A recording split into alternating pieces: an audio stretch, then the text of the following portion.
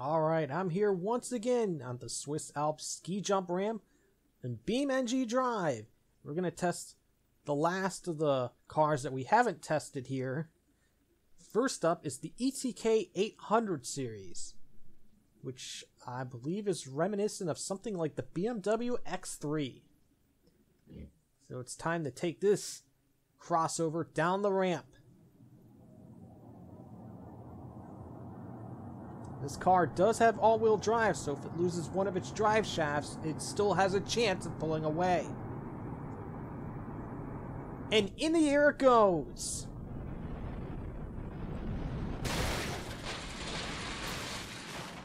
Front end has taken serious damage. Flips over the wall. The engine is blown, and we're going to have to try again.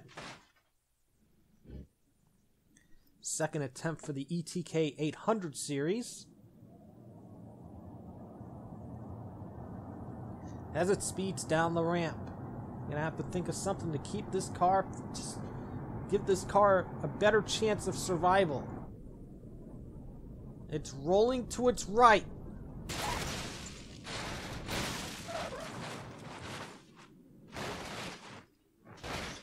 Over the wall, wrapping itself around a tree.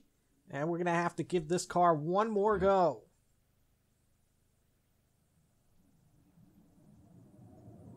Final attempt for the ETK 800 series. As it races down the ramp to ever-increasing speeds. And it takes off at 140. It lands hard on its nose.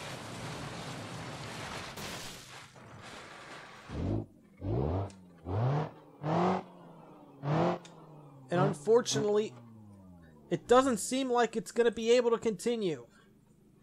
Alright, we're going to give ETK one more chance here.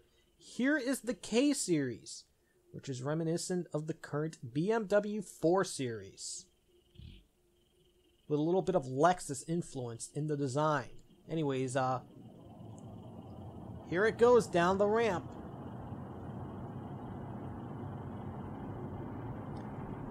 It's going faster and faster. 143. And it dives towards the ground. It flips over. And the rear drive shaft is broken. I don't believe this has all-wheel drive. And unfortunately, we're going to have to try again. So, second attempt for the ETK K-series. If we can just keep that drive shaft from snapping, perhaps it can get to the gas station under its own power. It twists through the air. Another hard landing, and yet another broken drive shaft. Wow, this thing is all mangled up as it's lost in the forest. Alright, final attempt for the ETK K-series. Let's see if it can survive a run down this ramp.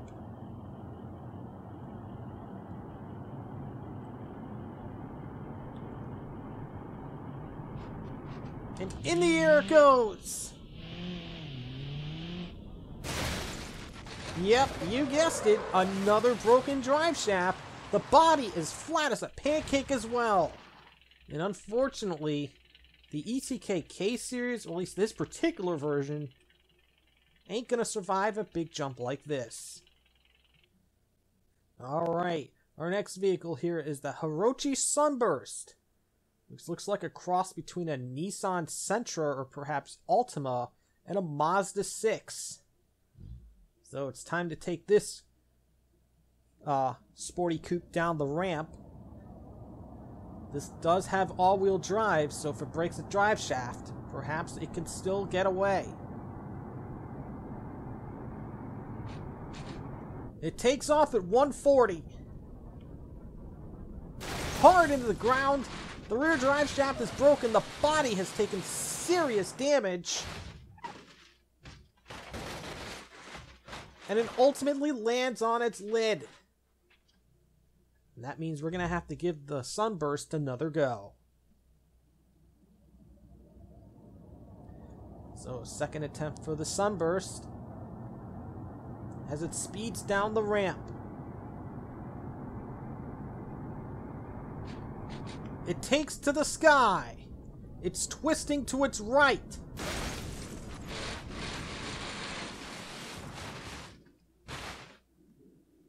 Ooh, a hard hit against the wall. And too much damage to continue. Final attempt for the Sunburst. Try something a little bit different. Maybe we can get this car to survive.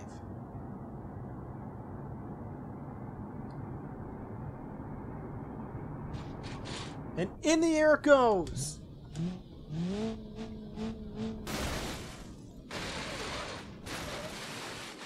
All drive components are shot as it flips end over end against the wall. And unfortunately, the Hirochi Sunburst ain't going to survive these big jumps. Alright, we got the classic Ibishu Pessima. Just like the modern one, this is a cross between a Toyota Camry and a Mazda 626. The classic one had, the modern one had no luck with this ramp. Maybe the classic one has a better chance.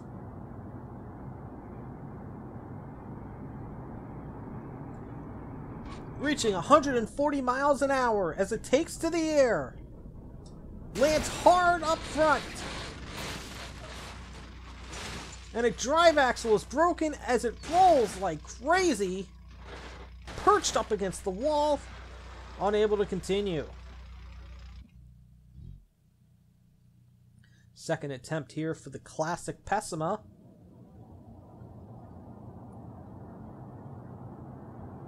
Gonna have to try something to keep this car from being destroyed. It's twisting through the air. Lands on its side. And another drive axle is destroyed. Unfortunately, that means it cannot continue. So, final attempt for the classic Pessima. And it seems like its outlook has been very pessimistic. So, it speeds towards the end of the ramp. One last try. The Pessima is going to land on its nose once again.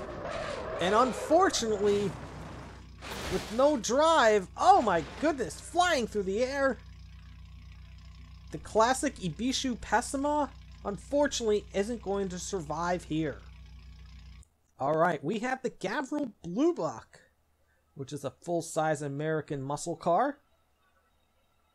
Kind of like a cross between a Dodge Challenger and a Chevy Chevelle, maybe? Anyways, let's take this American classic down the ramp.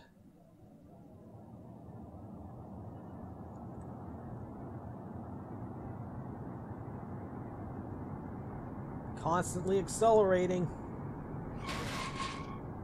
It slows down significantly at the crest. It's got a chance.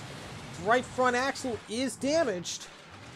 In fact, the wheel flew off on impact. But let's see if we can get this car to its destination.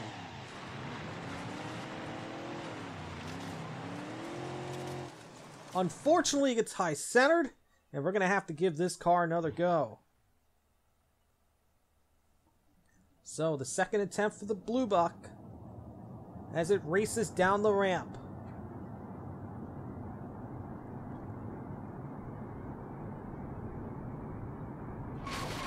So the car seems to bottom out right before it reaches the jump, slowing it down, perhaps giving it a better chance of survival. And indeed, that seems to have happened. The Gavril Bluebuck has taken a little bit of damage.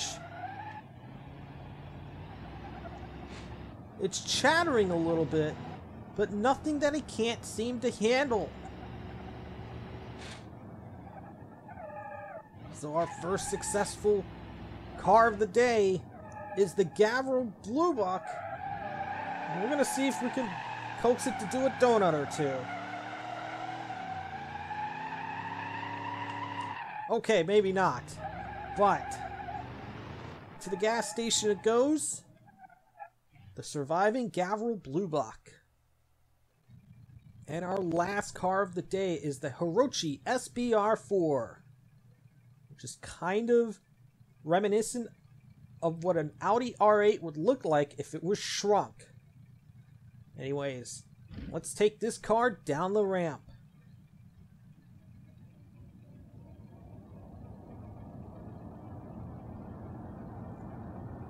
I wonder how the deployed spoiler will affect things. 143 miles an hour. It hits the ground hard and everything is damaged.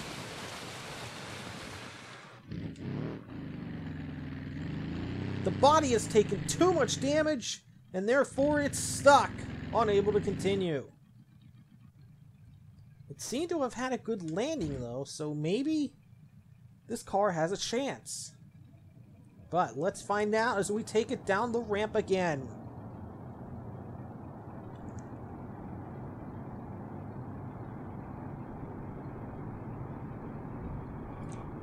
It takes flight once again. It's starting to dive a little bit, and another very, very hard landing.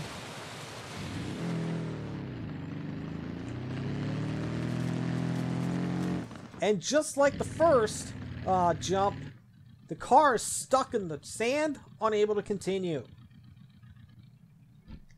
Alright, final attempt for the SBR4.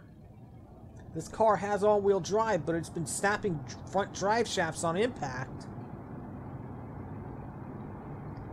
So it's probably going to need to have its all-wheel drive in order to survive. So one last chance for the SBR4. Another hard hit into the ground. And once again, it is stuck in the sand.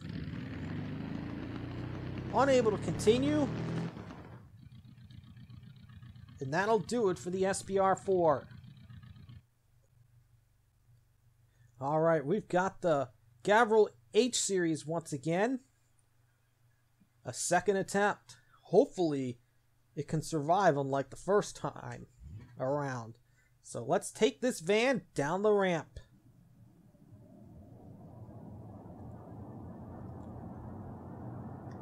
This is a slightly heavier duty model than the one we previously tested, but still just as wallowy as it pulls to the left.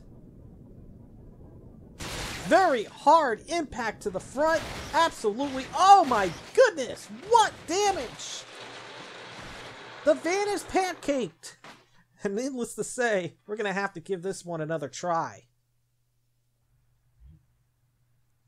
That was a massive hit on the van, so now second attempt is in order.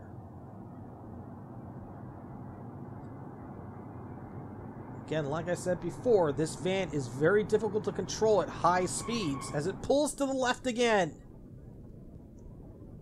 And it tries to embed itself into the side, but unlike the last time, this van has hope.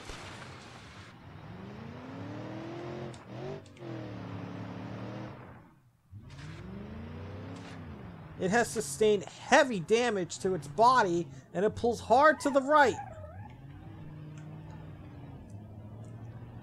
But it looks like this Gavril H-series is going to survive and make it to the gas station.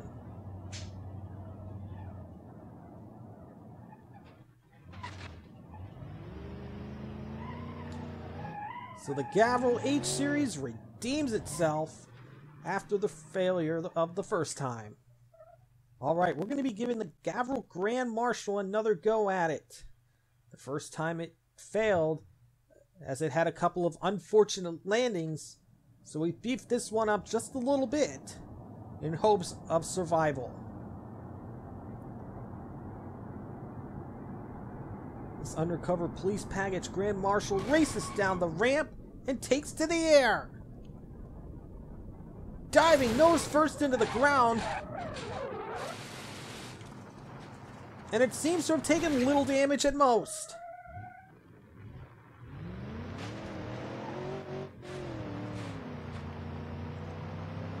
So another redeemed vehicle, or so it seems.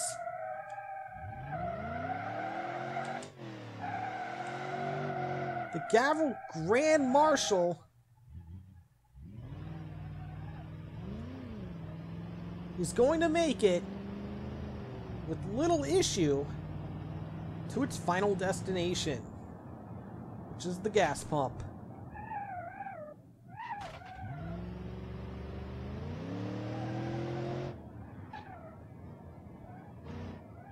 So a successful redemption for the Gavril Grand Marshal.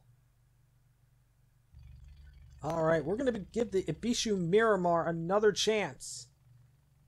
In its first run, it broke nothing but drive shafts.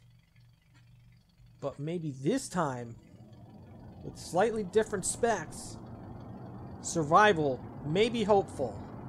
Well, we're about to find out. It takes off at 130 miles an hour. It hits the ground hard. Rolling end over end. Oh, what a hit up against the wall. Unfortunately, it gets lost in the forest, and we're going to have to try again. Interestingly, it did not snap a drive shaft, so there is hope. Second attempt for the Miramar as it races down the ramp. Over 130 once again. It's diving nose first. Oh, what a hit up against that wall.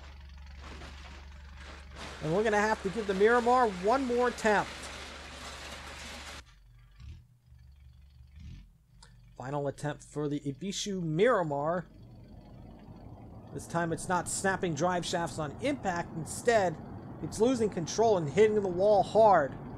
Let's see if we try a different angle if it will actually survive this jump. So it flies through the air.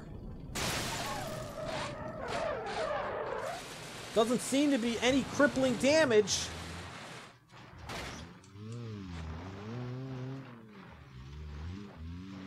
Just gotta get it out of the sand. And it's not gonna be easy.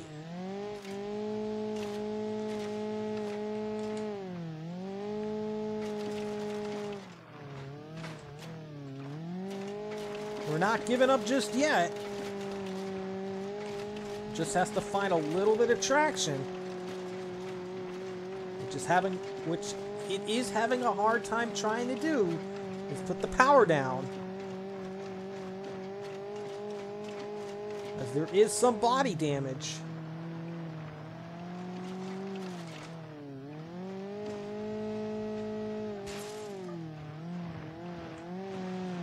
But we're not giving up. The Miramar is not giving up. The Miramar gets out of the sand trap. And it's going to barely make it as its engine gets really, really hot.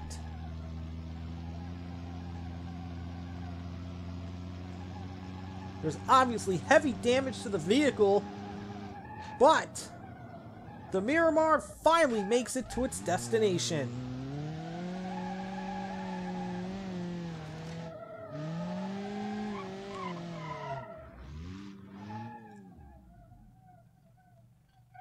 So it makes good on its second chance. Alright, we're going to give the Autobello Piccolino one more try here in this Baja spec. Maybe perhaps it'll help it survive a big jump like this. So we're going to take this Piccolino down the ramp.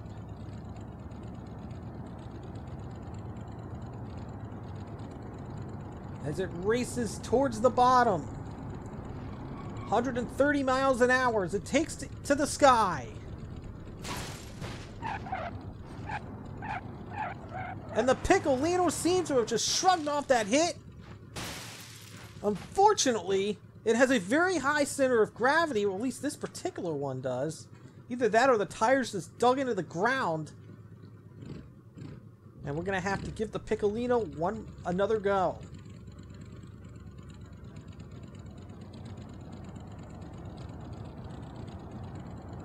Second attempt for the Piccolino as it races down the ramp. It's a little unstable in the handling department, but let's see what happens. Seems to have taken very little damage. And once again, it rolls over. So, final attempt for the Piccolino. Hopefully we can keep the car from rolling and get its way to its destination. The high center of gravity definitely not doing it any favors. In the air it goes one more time. And it starts rolling and flipping. The gas tank is damaged. Oh, what a hit up against that wall. And unfortunately, the Piccolino just doesn't have it. Although this particular version would have a lot more luck making it down the ramp had it not rolled over, flipped, or exploded. Anyways, thanks for watching.